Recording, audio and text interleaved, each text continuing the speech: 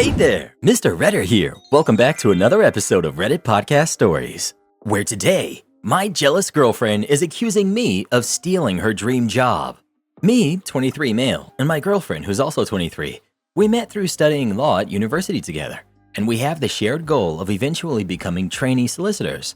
In the UK, it's an incredibly competitive process, with some firms receiving 4,000 applications or so for roughly 50 spaces, and almost everyone who applies is a strong candidate. Ever since I've known her, my girlfriend has been fixated on training at one firm in particular. I'm not sure why, but I believe it's because she attended a career event there a few years ago and she fell in love with it. When the application cycle opened, my girlfriend was excited about applying, and she asked for my help in reading the application and checking it over for her. I was happy to do this, and I wanted her to achieve her goal. When reading hers, I became interested in the firm myself, and on a whim, decided to submit a last-minute application.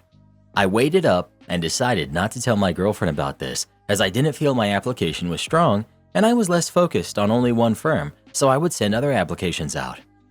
Yesterday, my girlfriend received an email that she had been unsuccessful in reaching the next stage, an interview. She was really upset, but I made her dinner to cheer her up, and she seemed over it the next day. As I had applied to other places and thought my application was weak, I didn't think much of my own and wasn't overly fussed if I progressed or not. However, the next day, I received an email that I had advanced to the interview. I was surprised, but also happy because I knew this was a difficult place to get an interview for. When I mentioned it to my girlfriend, she was incredibly upset. She started crying and told me that I had betrayed her and stolen the job from her. Now she's refusing to talk to me despite me trying to reach out. Part of me feels extremely guilty, as I know how much it meant to her and I was less fussed. But the other side of me thinks that the job world is competitive and I shouldn't restrict my future opportunities just for someone else, while there was no guarantee she'd have gotten it anyway, and nor do I yet. So, am I the jerk? As to the original question, you didn't steal anything, so not the jerk. In general though, you are the jerk. You applied without telling her, which is messed up to say the least. You set yourself up for this, to be honest. It could have been so easy. Hey, do you mind if I apply too? Wouldn't it be great if we both got it? This is an example. I don't think you literally had to ask for her permission, just tell her. She probably would have been on cloud 9, and then she wouldn't have been so blindsided to find out you got an interview. If that wasn't bad enough, you got an interview, not a job. You already made a decision to not tell her. Yet, when she is still raw from the news that her dream isn't happening, you just had to tell her that you have an interview. You already made the choice to not tell her. You should have stayed with that choice until there was something to actually tell her. If you interviewed and didn't get it, since you had already made the choice to not tell her, she wouldn't have ever known, and none of this would have happened. Why would you tell her about the interview? I bet it felt like you were kicking her while she was down and that you wanted her to know you were better than her. Not saying that's your intention, but that's exactly what I would think. Is that how you wanted her to feel? Exactly. Dude's not a good person at all. Genuinely hope she finds someone else. You're the jerk for the way you handled this. You applied without telling her. Then you sprang your offer on her when she was upset. I mean, take the job, but this wound might not heal. I'll say this. My husband and I, when we first met, were talking about different places we applied for college, and I mentioned I got into a place but turned it down, and then he shared that he applied there and was rejected, and it really clearly hurt his feelings, and we didn't even know each other at the time. You're her partner, and you did this without talking to her. Think about that. Especially because he only became interested in her dream job after reading her application, which she probably didn't even need his help on. She just wanted a word of encouragement from her partner. You're the jerk for lying by omission. You've harmed your relationship by not including her in that decision. I mean, there's a reason you didn't tell her, right?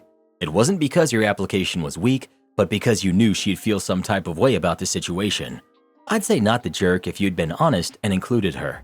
It would be a total non-issue if you'd just said, hey, I'm gonna apply too. But you knowingly went behind her back. Even if you didn't think about it that deeply, that action has a consequence. Well, who do you think is the jerk? OP or his girlfriend? Please let us know. My wife keeps telling me that she's my wife, not my mom. How do I get her to see my side? So my wife, 32 female, and I, 34 male, have been together 18 years, but we've been arguing recently about the responsibilities within our marriage, and we can't seem to agree. I work full-time, and my wife is a stay-at-home mother. We have 2 kids. One is in school full-time and the other goes to preschool 2.5 days a week. Recently, my wife has been sending me the stupid TikToks that always say, "Your wife is your partner, not your mom," and essentially boil down to men should help out around the house, help out with the kids, and pick up after themselves. A sentiment that I generally agree with. This usually comes with a side of, "You don't value what I do, to look after the kids and plan everything, etc." Now, to be clear, I'm not against helping out around the house and helping get the kids to bed and brush their teeth and cook meals. I do help with this stuff every day.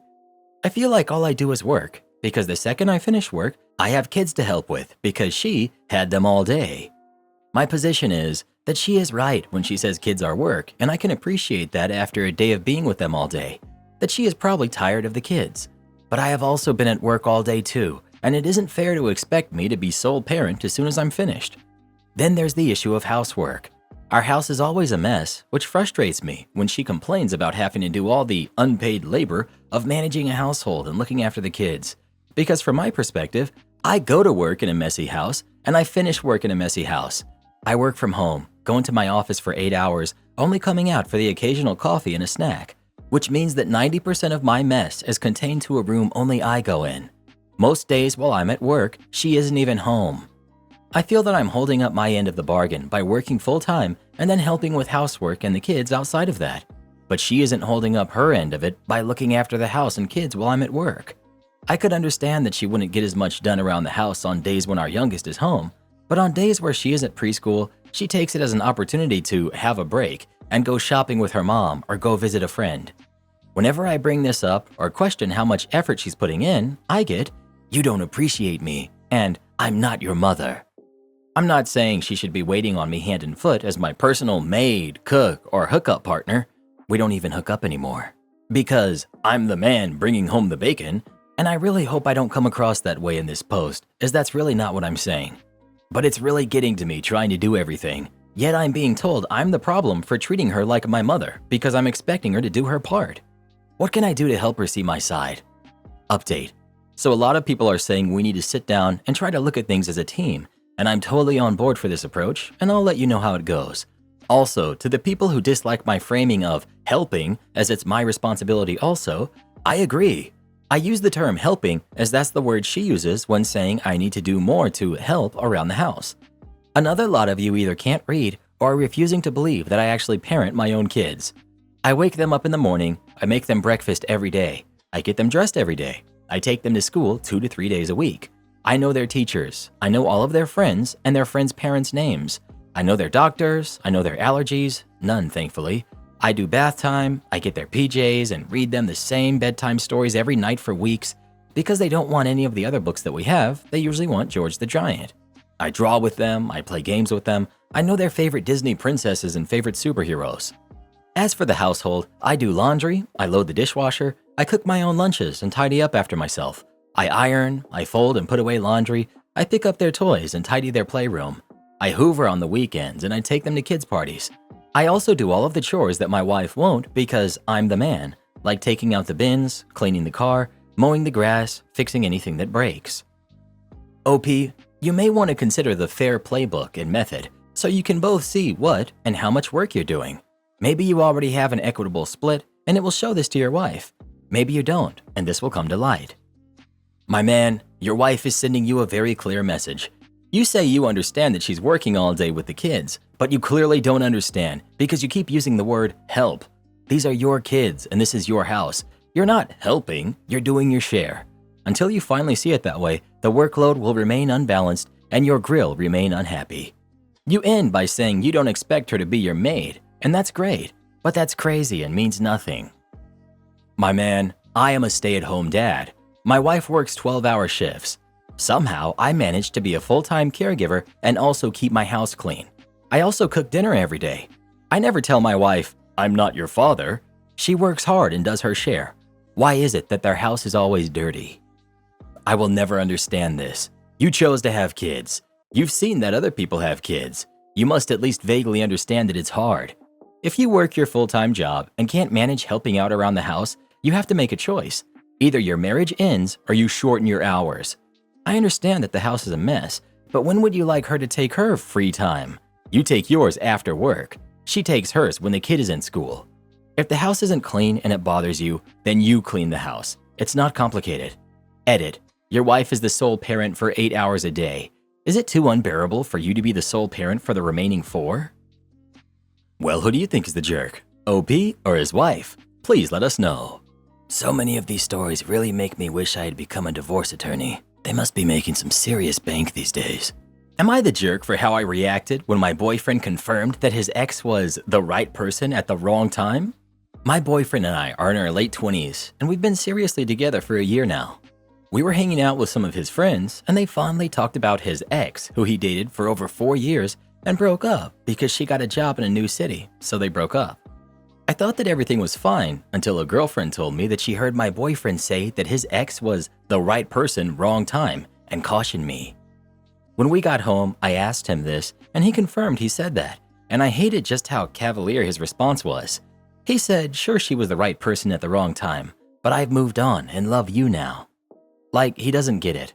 I don't want to be someone he has to move on to. I don't see why he didn't see a problem with what he said. Sure, he might be faithful to me, but it gave me the ick that for him, that she's the right one who got away. I told him all of my feelings, and he accused me of being insecure. I said that I needed some space to think about our relationship and whether I can continue being with someone who still considers an ex the one great love of his life and not his current partner. Am I the insecure one here? Look, I've been in relationships before, and yes, I did love them at the time, but meeting my current partner trumps all those past feelings, and I never had this philosophy that the right person breaks up with you, because I believe in the saying that if they wanted to, they would. Makes it easier to move on. What he feels dents my trust in this relationship and makes me feel like I'm not worthy of being his biggest love. Am I the jerk? Many people have the one that got away. That shouldn't in any way affect their love or feelings for those in their lives in the present. OP. The problem is he verbalized that his ex was the right person for him to others and to his own partner. We are allowed to have private feelings about who we thought we could have ended up with. In my case, I had a serious breakup too, and it also ended because of external factors, and I didn't want us to break up then. Even I thought that they were the right person for me, so to speak, but I'm glad we separated because nothing trumps the feeling of gratitude of being with your current partner. The matter is, does he feel grateful looking back that he is no longer with her because he's with me? Because that's the only thing I care about at this point. I want alignment here. If he isn't glad he broke up with her, then it's a no-go for me. What do you mean by that? Him not being glad is a no-go? You can be perfectly happy about a heartbreak you experienced in the past because a much better person came along.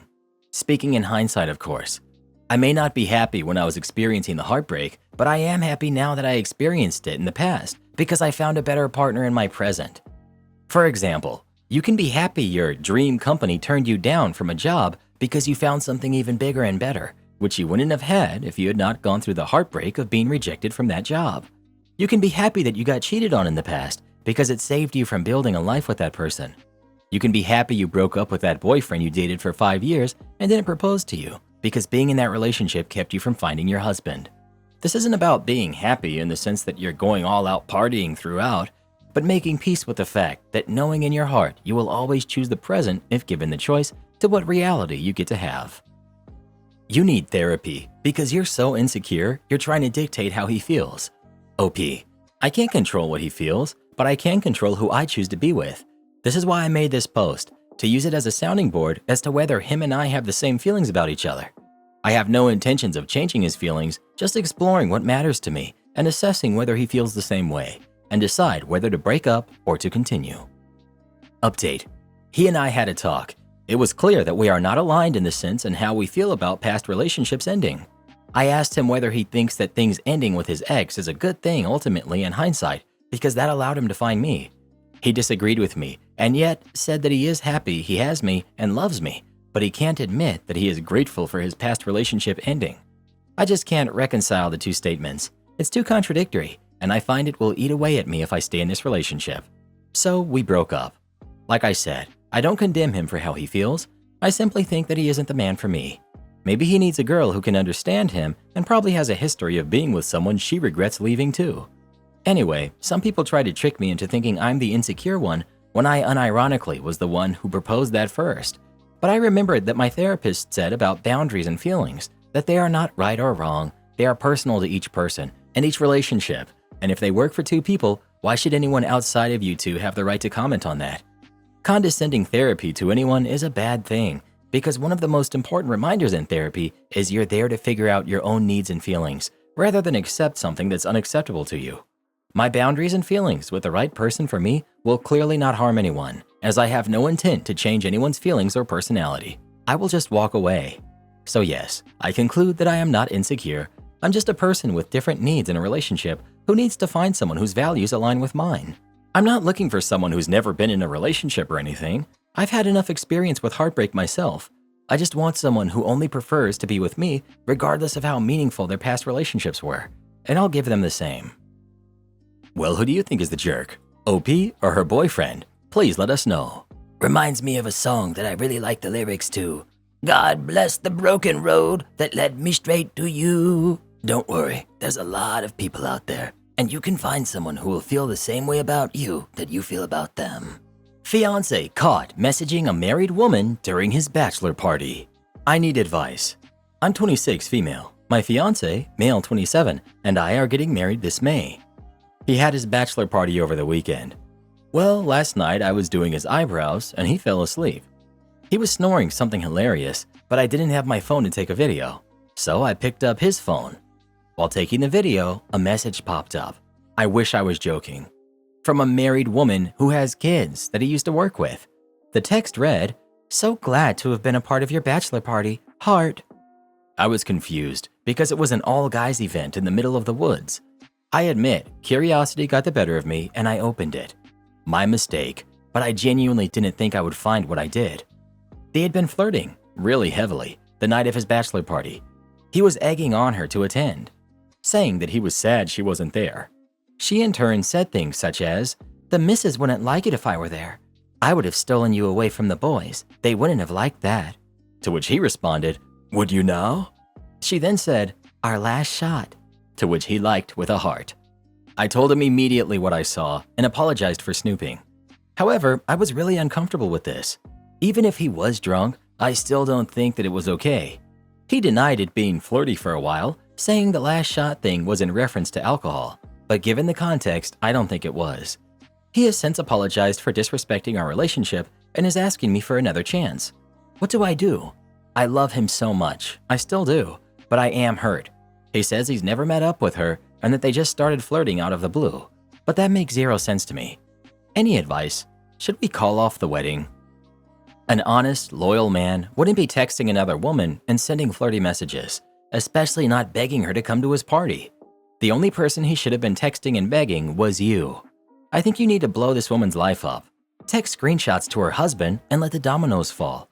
Then take a couple days away from him, not as a punishment or stonewalling him, but to really think about what you want, and he needs to figure out what his priorities are. Is it you? Or is it sneaking flirty text messages to another woman because what he did constitutes as cheating? OP. The bad thing? They got close because of my cancer.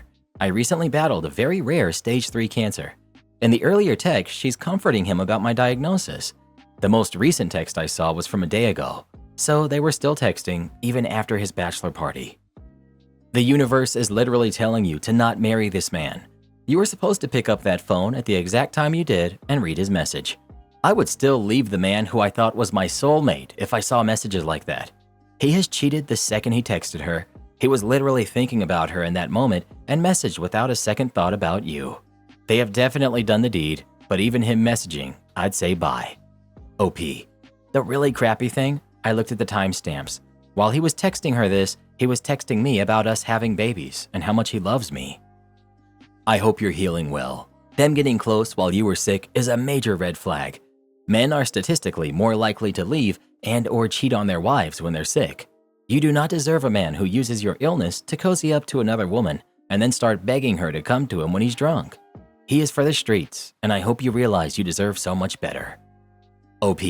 Thank you, it's been a rough road. He said during the confrontation that she was a friend to me because she kept in touch with him throughout my treatment. I've never even met the woman. This just all feels so wrong, and I'm heartbroken. Final update. These past few weeks have been the most challenging in my life thus far. I broke up with him. The wedding is officially off, and I'm single for the first time in years. When I broke up with him, it was so hard. Not only was he expecting it, good, but I asked why. He said that over these past 5 years, he has always been in the mindset of the grass is greener in regards to our relationship. And now that he does not have me, he says his life is incomplete without me. I call BS. To me, I don't think he really knew what he wanted, which makes it even more painful that I knew exactly what I wanted and needed. He did fulfill most of my expectations for our relationship. I will give him that. He proposed, apparently wanting other people in mind, a true gut punch. Most nights I cry myself to sleep. It's been very confusing. I contacted his friends who were at the bachelor party and even provided them with the screenshots I took. Maybe a little petty, but I wanted them to know the truth about what had happened. Most of them are very good guys and are really upset with him. Some are not even talking to him now. Apparently, he was with them the whole night, but who am I to truly know? I also don't want to think about that too hard, nor should I have to. I've definitely reached the point where I'm angry. Someone I love betrayed not only me, but our relationship in such an easy fashion. He would have never told me if I hadn't found the messages. To make matters worse, they were still messaging even after the uber flirtatious mistake, so he can buzz off. Is it wrong that I'm mad that it appears not many people are reading him the riot act? I did not send a message to the woman's husband. I checked Facebook, however, and it now says that she's single. On my end, personally, I've accepted a new job as a barn and boarding manager for horses. Morgan, Horse Girls Unite. This allowed me to have a place to move and get away. I found peace here with my horses. On February 13th, I made it to my 1 year in remission mark. I am healing, finally. Although I am heartbroken and angry, being here with my animals and with the comfort of my friends has allowed me to start finding peace. Not just in this crappy situation, but given everything I've been through mentally and physically this past year, it's time I focus on loving myself. Am I the jerk for telling my mom to spend money on a tutor for her favorite daughter because I won't be helping my sister? My parents had me, 16 female, and my sister, 14 female. We lost our dad a few years ago. My mom has heavily favored my sister since she was born, to the point she's raised my sister to be a pretty crappy person to be around. At least she is to me.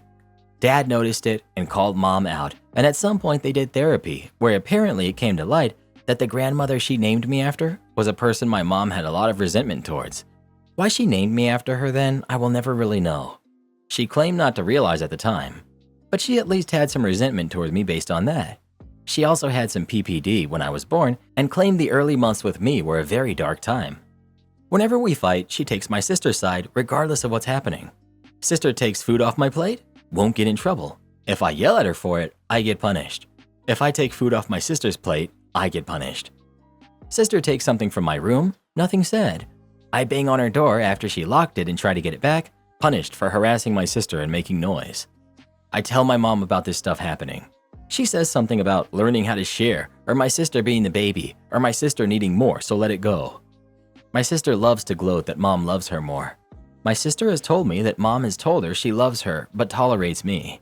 My sister told me mom wishes I had passed on instead of dad. She told me that they talk about that stuff.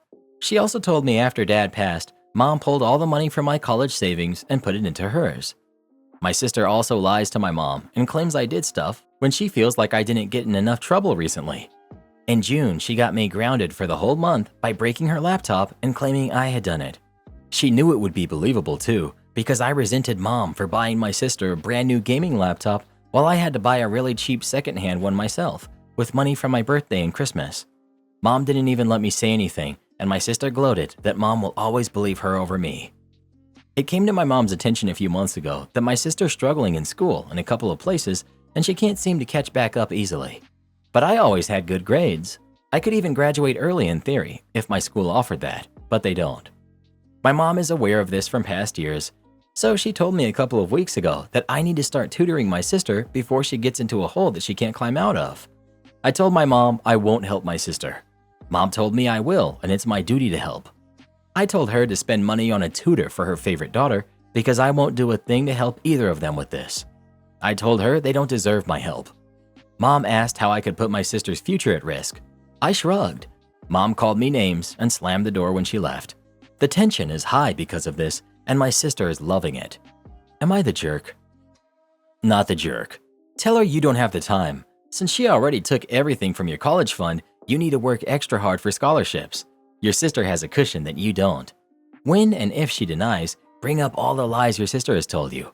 It's ugly, but a necessary fight. You can finally know if they were lies or not. If she doesn't deny the allegations though, just walk away. Stay in the library longer or think of getting a part-time job. Anything to avoid them. Stand your ground though. Your sister will put all potential mess-ups on you. Your sister will blame you for everything in the future. You don't want to be responsible for her grades or her future. The duo will likely harass you for the rest of your life, saying that her life is crap because you intentionally sabotaged it or something. She will likely ruin it out of spite, just like her laptop. Stay as far away from her as possible. Mother-in-law demands I sell my apartment and give her grandkids the money. My sister-in-law, Diane, was a nurse in the Pacific Northwest. She lived in a very high cost of living city. 15 years ago, she bought herself a small apartment in a new development. It took about 2 years to build. In that time, the price of apartments in that building went up by about 30%. She didn't sell it because it was perfect for her. Unfortunately, she was diagnosed with breast cancer about 2 months after she took possession. She really didn't want to move back to Minnesota, so she asked her family for money to keep up with the mortgage. None of them had the money, and her mom really wanted her to move back home. I was friends with her before I married my sister. Just friends, nothing more. She asked me for help. I bought the apartment off her. I took over the mortgage. I didn't charge her rent. I paid all of the taxes and condo levies. She got enough money from her insurance and a side hustle to live there. My wife knew we were helping her, but we didn't say anything about it because our mom was upset that she didn't move back home after her diagnosis. Diane passed away last month. She had a hard life for the last decade, but she was happy. When her mom got a copy of the will, she was furious. The apartment is worth a lot of money now. It's in a great building in a great neighborhood. She was expecting the apartment to sell and for there to be money to split up amongst all of her grandkids. Diane never married and never had kids of her own. Mother-in-law found out about the deal I made with Diane. My wife and I own the apartment outright. After we clear it out and get rid of all of her stuff, we're going to rent it out. The income it will generate will pay for our retirement in a while. And when we sell it, our kids will have a nice nest egg to help them. But now, my mother-in-law told everyone how we took advantage of her daughter in her time of need and we stole her apartment. And how Diane would be upset if she knew that we were not sharing all of the money from the apartment. It is really starting to bug my wife, and she's saying we should just sell it and help out all of the nephews and nieces. I showed her a spreadsheet of all of our costs for the apartment. If I subtract all of my costs and all of my lost opportunities for investment, when everything is said and done, the 8 nibblings might get $3,000 each. I said if she wanted, we could just give them each that much money to get her family to drop it. Her family says that's BS and we should sell the apartment and split it equally. I said I would be willing to do that in return for each of them paying 1/3 of the money I invested over the last 10 years. They don't think that's fair. My wife is upset and her family is upset, and I'm just trying to be fair to myself. I spent 10 years giving up other investments and toys for myself and helped out Diane instead, and now everyone is angry with me. Full disclosure, I knew it was a good investment. It wasn't fully altruistic. You're the jerk. Oh, look, another scummy landlord. This is why I will never trust anyone who owns property that they rent out. The only reason anyone does this is to take advantage of people. People like myself work our butts off for minimum wage, then we have to pay some sleazy landlord like you most of our monthly earnings just so we aren't homeless. It's just wrong on every level. My parents always told me growing up to never trust rich people or take advice from them. They wouldn't even let me go to friends' houses if they knew their parents made a lot of money. Now as an adult, I realize why they did this, so I'm the same way with my kids. If they want to go to a birthday party in a fancy neighborhood, not gonna happen. I will do everything I can to ensure my kids don't turn out like you, taking advantage of people who just need a place to live. If you have even 1 ounce of humanity inside your empty, broken soul, then you will sell this place ASAP and give the money to the rightful owners. Not only are all of them furious with you, but so is your own wife.